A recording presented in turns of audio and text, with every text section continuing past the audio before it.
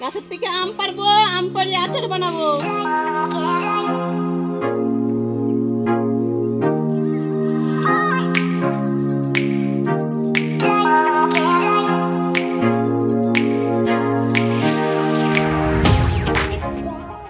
উঠে কি করো? আম পাড়ি। হ্যালো বন্ধুরা, গাছের থেকে আজকে আম পারবো।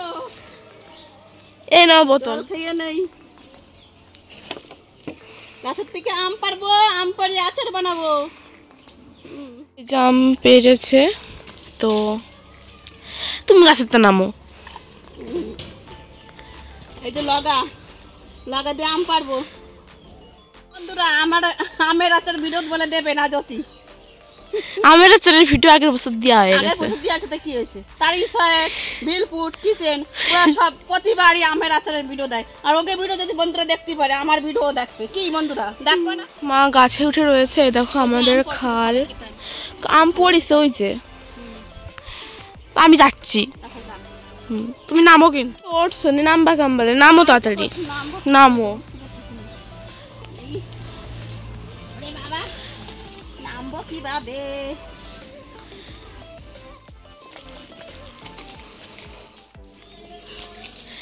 বাবা বন্ধুরা, আসো আমগুলো কুড়োই। গাইজ এই যে গাবলা নিয়ে নিয়েছি, গাবলা নিয়ে যাই। তো এইগুলো কিন্তু আমাদেরই আম গাছ, তোমরা তো জানোই। আর এইখান দিয়ে যেতে হবে। এই যে আমাদের একটা জ্বালানির ঘর, তোমরা তো জানোই। আর এই যে আমাদের খাল, মানে খাল আমাদের না, মানে খাল ছিল, এবার যার যার বাড়ির সামনে শেষে পুকুর বানিয়ে নিয়েছে। যেরকম এইটা হচ্ছে আমাদের বাড়ির সামনে, তো আমাদের পুকুর, ঠিক আছে। এটা এদের বাড়ির সামনে, তো এদের, তো এইরকম। এইগুলো কিন্তু সব সরকারি জায়গা, হ্যাঁ এই যে সব সরকারি জায়গা, কিন্তু যেহেতু লোকের বাড়ির সামনে তারা কবজা করে নিয়েছে। এবার আমি জন্মের থেকে এটাই দেখে আসছি। কিন্তু এগুলো কিন্তু আগে পুরো খাল ছিল, আর এই পর্যন্ত ছিল, এই রাস্তা পর্যন্ত চওড়া ছিল খাল, হ্যাঁ তাই তো গল্প শুনেছি আমি। যাই হোক, এই যে আম গাছ থেকে আম পেড়ে আম নিচ্ছি কুড়িয়ে, মানে মা কুড়িয়ে নিচ্ছে, আমি আর নিচে নামলাম না খালে। এইটা কিন্তু মানে এই গাছে কিন্তু অনেক ভালো ভালো আম হয়। কতগুলো আম কুড়িয়েছি। গাছে উঠে আম কুড়োয় সত্যি মা হচ্ছে সুপার উম্যান। এই বয়সে ওই গাছে উঠে গেছে, আমাকে বললে আমি উঠতে পারতাম না। ওই বয়সে ওই গাছে উঠে সে আম পাড়ে নিয়ে আইছে। সত্যি গো, তুমি মানে সত্যি সুপার উম্যান। কি মা হচ্ছে ওই পাশের বাড়ির দিদির বাড়ি গেছে আম কাটতে, আর এই যে হচ্ছে জল নিয়ে যাচ্ছি আমি। তো মা এই যে এখানে আম কেটে নিচ্ছে। যে দেখো আমাদের গাছের আম, এই আমগুলো কিন্তু মুছে নিতে হবে, আমগুলো ধুলে চলবে না, যেহেতু আচার হবে। জানোই তোমরা যে জলের কোনো কাজ নেই এখানে। তো আমগুলো মুছে ভালো মতন কেটে নিতে হবে। দেখো আগের বছরের তো রেসিপি দেখিয়েছিলাম, সেখানে তো দিদির আচারও ছিল, তোমরা দেখেছিলে 3টে আচারের বাক্স, মানে গাবলা, ওর মধ্যে তো দিদির আচারও তোমাদের দেখিয়েছিলাম। আজকে হচ্ছে ডে 2, আম তো কালকে কেটে শুকাতে দেওয়া হলো। আর আচার দেওয়ার আর একটা প্রসেস হচ্ছে রসুন বাছা, কারণ আচারে রসুন যাবে, আদা বাটা যাবে, রসুন বাটা যাবে। তার কারণে কিন্তু আমি রসুন বাছতে শুরু করে দিয়েছি। এখানে যত রসুন আছে সব বাছবো, তো চলো এক এক করে বাছা যাক।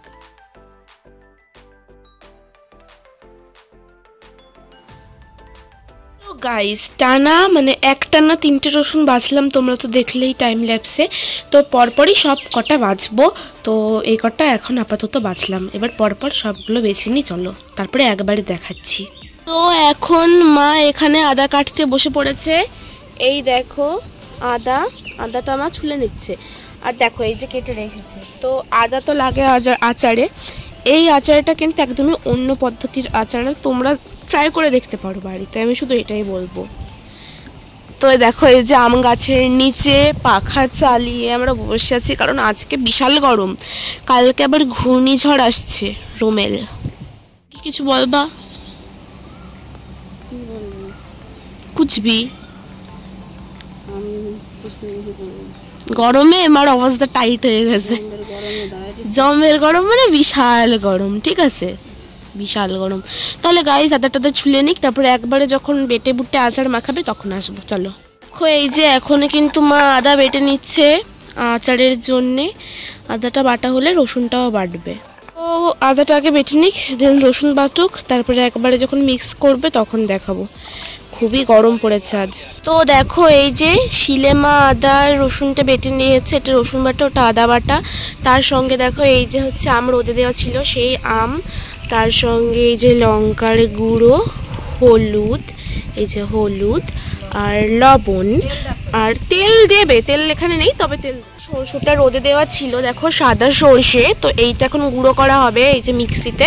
তো এই যে সব প্রিপারেশন নেওয়া হয়ে গেছে, এবার জাস্ট মাখালে হয়ে যাবে। যে প্রথমে আদা রসুনটা দেওয়া হলো, এবার দেখো আস্তে আস্তে কি দেওয়া হয়। জল দিয়ে ধুতে হবে না, জল দিয়ে ধোয়া লাগবে না। আমি কোনো কিছুই জল দিয়ে ধুইনি, আমও ধুইনি, আদাও ধুইনি, আর রসুনও ধুইনি, কিছুই জল দেওয়া নেই। জল দিইনি। আমি এই যে এর মধ্যে লবণ দিয়ে দেবো। লবণ দিয়ে দিল, দেখো আচারে তো লবণ দিতেই হবে। আর একটু দাও, পরে লাগলে আবার দিও নি, থাক, ঠিক আছে। তো দেখো এই যে আদা রসুন লবণ গেল, এবার যাবে হলুদের গুঁড়ো, হলুদ গুঁড়োটা গেল। এবার যাচ্ছে লঙ্কার গুঁড়ো। দেখো ঝাল হবে না রে, ঝাল হয় নাকি? লঙ্কার গুঁড়োই অত ঝাল হয় না, আর এতগুলো আম ঠিক আছে। তো এই যে লঙ্কার গুঁড়ো গেল, এবার যাবে তেল, যাবে তেল যাবে। দেখো একদমই কত সুন্দর লাগছে দেখতে মশলাটা।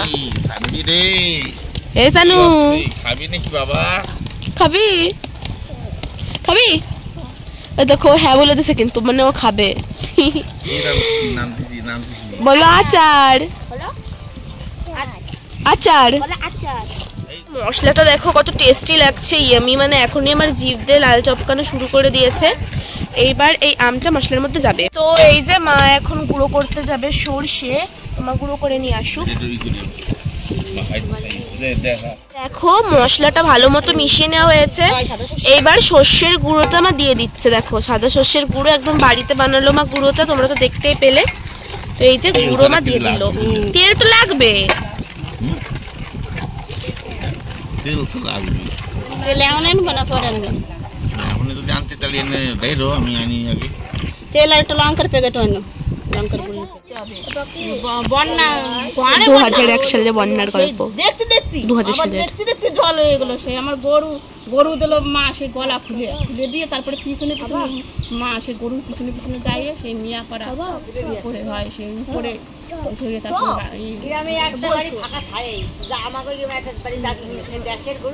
কি বন্যা, কি বন্যা দেখলাম আমরা সত্যি। এরা তো দেখে না, না এরা তো দেখে না। 2002 সালে, 2002 সালে নাকি রে? 2000 সালে বন্যা, 2000 সালে, 2002 সালে। ঘরে আমাদের ঘরের ওই উপরে একটু মাথা, একটু দানা মাথা যা গেছিল, পুরো ঘর ডুবে গেছিল, পুরো ঘর ডুবে গেছিল। আমরা মাঝে মাঝে আসতাম, আসে সেই জলের মধ্যে আসে মানে চাল, বারান্দার চালও ডুবে গেছিল।